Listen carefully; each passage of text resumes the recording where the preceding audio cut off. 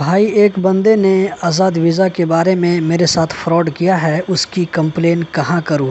جی ہاں دوستو، آئے روز اس طرح کے کیس سنتا رہتا ہوں۔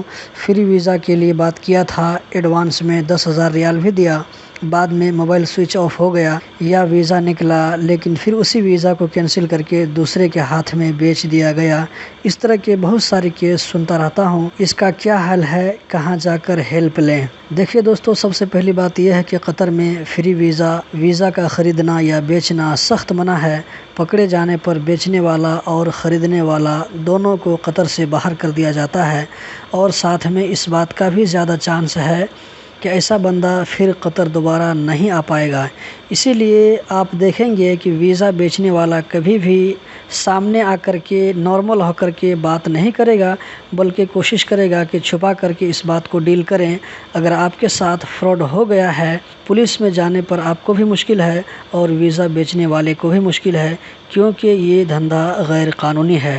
لیکن اگر آپ کے ساتھ ایسا فراڈ ہوتا ہے تو ضرور پولیس میں کمپلین کریں تاکہ اس فراڈی کو سزا مل سکے، اور کوشش کریں کہ کوئی ثبوت بھی آپ کے ساتھ ہو۔ آپس میں لڑائی جھگڑا کرنے سے بھی پولیس پکڑے گی، یا اگر ویزا دینے والا آپ کے ملک کا ہے تو آپ اپنے ملک میں اپنے حساب سے اس کو نپٹ سکتے ہیں۔ دوستو، اسی طرح کی انفارمیٹیو ویڈیو دیکھتے رہنے کے لیے چینل کو سبسکرائب کریں۔ بہت بہت شکریہ۔